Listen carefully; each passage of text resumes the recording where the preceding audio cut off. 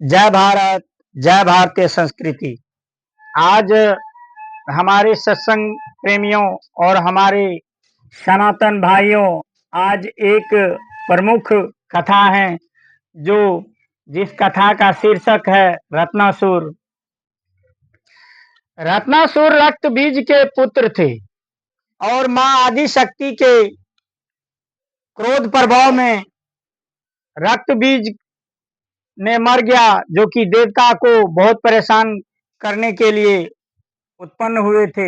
रक्त बीज को बाबा भोलेनाथ के का ही आशीर्वाद था कि उनका जितने बूंद रक्त के बूंदे पृथ्वी पर गिरेंगे उतने ही रक्त बीज उत्पन्न हो जाएंगे। और मां आदि शक्ति ने काली रूप लेकर के, खप्पर लेकर के उनका अंत कर दिया। लेकिन उनके वंश में, उनके पत्नी के गर्भ में रत्नासुर का पुत्र पल रहा था। रत्नासुर के पत्नी ने सोचा कि हमारे गर्भ को भी नष्ट कर दिया जाएगा, और रत्नासुर की पत्नी एक पहाड़ की कंदराओं में जाकर के छिप गई, जहां पर ढूंढना मुश्किल था। और समय आने पर उनको पुत्र रत्न की प्राप्ति हुई और उनका नाम रख दिया रत्नासुर। रत्नासुर को बचपन से ही असुरी विद्या और अनेकों प्रकार की ज्ञान दी उनकी माँ। और जब वो 12 साल का हुआ तो उन्हें योग विद्या की ज्ञान दी उनकी माँ, और बोला कि हे पुत्र, तुम जाओ और बाबा भोलेनाथ का तपस्या करो और उनसे मनचाहा फल प्राप्त करो, मनचाहा वर मांगो और तुम फिर राजा बनो। रत्नासुर माँ के साथ रह करके माँ की दुख सुख और गरीबी को देखा था। उन्होंने सोचा कि मैं सफल होकर के देवताओं से इतना बड़ा संपत्ति मांगूंगा जो कि आने वाले पीढ़ी तक इन्हें सठा नहीं पाएंगे। और रत्नासुर ने ऐसा विचार मन में सोच करके गया और बाबा भोलेनाथ का तपस्या करने में लीन हो गया। बाबा भोलेनाथ रत्नासुर पर प्रसन्न हो गए। रत्नासुर को बोला कि मांगो रत्नासुर, तुम क्या मांगते हो?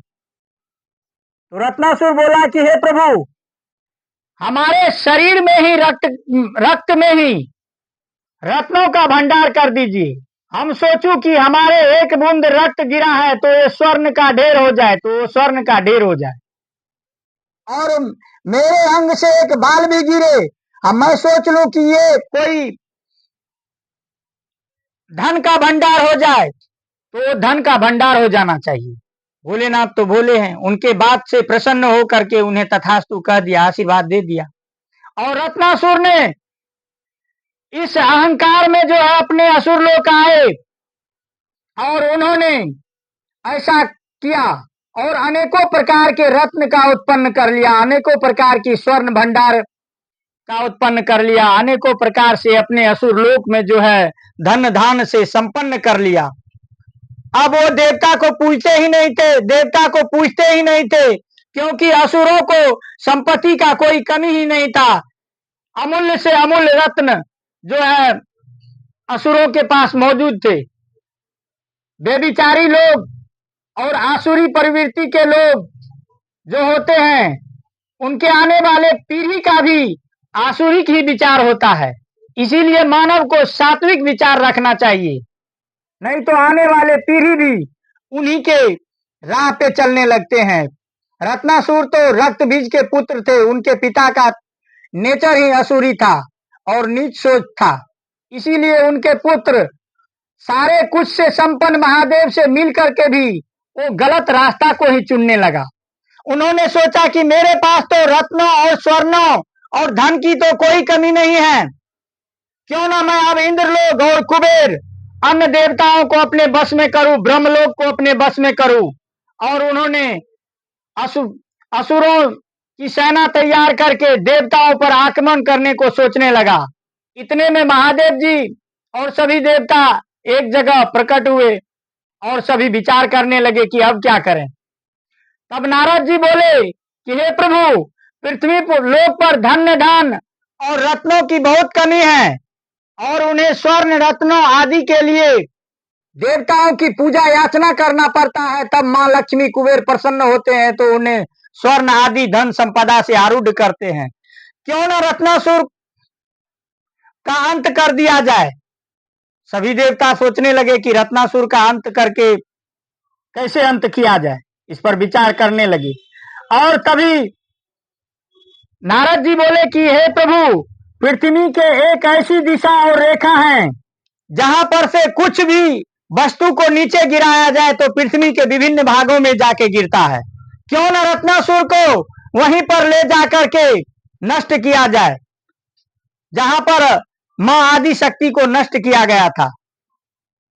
तो इसी प्रकार से सभी देवताओं ने उनके राय पर स्वीकार कर लिए और बोले कि उन्हें उस जगह लेके कौन जाएगा। तो नारद जी बोले कि प्रभु ये मुझ पर छोड़ दीजिए। नारद जी ने रत्नासुर के पास गया और बोला कि आप तो सभी को जीत लिए हैं, लेकिन पृथ्वी से ऊपर कोई ऐसा जगह है जहां पर जाने से आपको पूरा पृथ्वी को देखिएगा और जितना को देखिएगा उतना को आप जीत सकते हैं। आप नजर दौड़ाइएगा और जीत सकते हैं। तो रत्नासुर ने बोला कि आप तो उत्तम रास्ता बताए हैं, ठीक है, मैं ऐसा ही करूंगा। सबसे पहले वहां से जाके पृथ्वी के विभिन्न भागों को देखता हूं। और इतने में सभी देवताओं ने, महादेव जी ने अपना अस्त्र तैयार करके रखा था, विष्णु जी ने। और रत्नासुर उस रेखा पर जो ही पहुंचा, विष्णु जी सुदर्शन चक्र छोड़ दिए और महादेव जी त्रिशूल, और रत्नासुर के शरीर का सहस्त्रों टुकड़े हो गए और वो पृथ्वी के विभिन्न भागों में जाकर के गिरा और उनके शरीर के अंग कट करके जितने भाग में गिरे, ब्लड गिरे, वो अनेकों अनेकों प्रकार के रत्न के रूप में परिवर्तित हो गया और वो पृथ्वी के गर्भ में चला गया। जो आज हम लोग उसको सोना के रूप में प्राप्त करते हैं, हीरे के रूप में प्राप्त करते हैं, कोयले के रूप में प्राप्त करते हैं, अनेकों प्रकार के रत्नों के रूप में प्राप्त करते हैं। कुछ रत्न ऐसे हैं कि हम वहां तक नहीं पहुंच पाए हैं, आने वाले समय में इससे भी मूल्यवान रत्न को हम प्राप्त कर सकते हैं। अगर हम इस पर रिसर्च करें, खोज करें, तो इससे मूल्यवान रत्न हम प्राप्त कर सकते हैं। कुछ वस्तु के बारे में हम लोग को नहीं पता है और आने वाले समय में अनेकों प्रकार की रत्न होंगे पृथ्वी पर। इसी के साथ मैं अपने वाणी को विराम देता हूं। जय श्री राम, जय सनातन। अगर हमारा वीडियो अच्छा लगा हो, कहानी अच्छा लगा हो, तो हमारे सत्संग प्रेमियों हमारे वीडियो को लाइक और शेयर कीजिए और हमारे हौसले को बढ़ाइए और हमें प्यार दीजिए, ताकि हम इसी तरह का कहानी वीडियो आपके पास प्रस्तुत करता रहूं। जय श्री राम, जय सनातन।